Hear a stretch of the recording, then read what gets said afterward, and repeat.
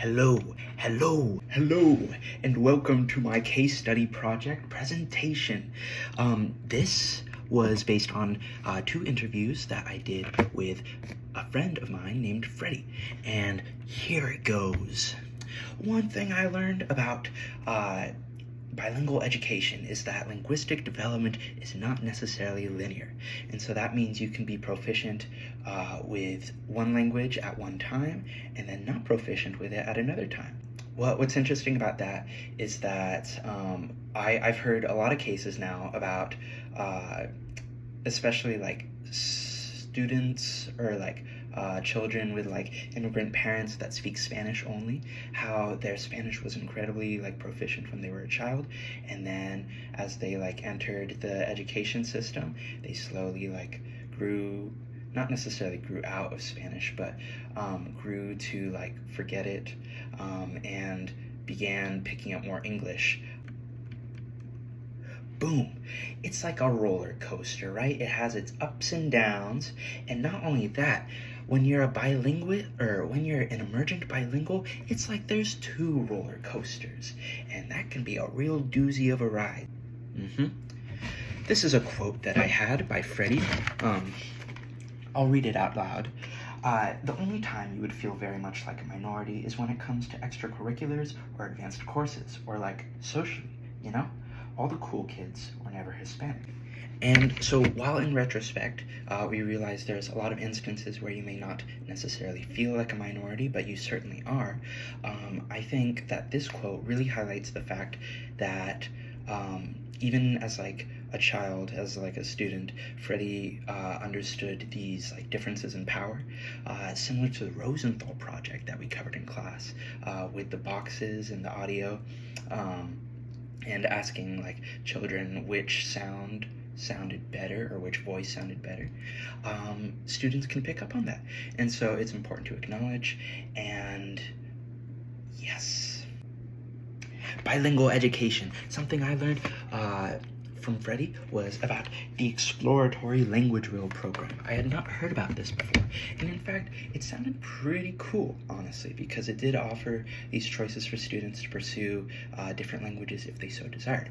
But I think it has some drawbacks, and we might go a little bit more into that later, but for the time being, the big thing is that it kind of gives this illusion of choice without actually giving like scaffolding later on in life, because as we mentioned earlier, you can become proficient in Spanish and then slowly like lose it over time.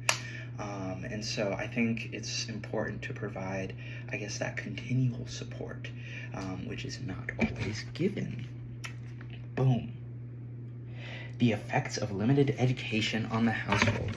So something I learned with Freddie is that there is an incredibly immense pressure placed on parents to kind of assimilate, to adjust to like the education system. And so when Freddie was learning English in school, his parents thought that it would be better to only speak English in the household, but this was difficult. And as we've discussed in class, this can actually mess with like socialization, if like parents are discouraged from like using their home language in the home. Using the home language can actually be a real great asset and can really help improve the child's education and linguistic development, as we have discussed in class. So boom. Ideologies. So as I mentioned earlier, representation should be constant, ever-changing, malleable. It's not a one-and-done deal, and when I was speaking with Freddie, it seemed that it was. The Color Wheel program was largely for like the elementary to middle school, but there was largely no bilingual support in high school from what I heard. Not unless students were like exchange students or like coming from transferring from like other areas. But another thing, just as we encourage students to practice critical consciousness, we should also make an effort to try and understand their lives. So as we discussed earlier in the class with home visits, it's important that we get to know students and that we get to learn about their lives. Partnerships.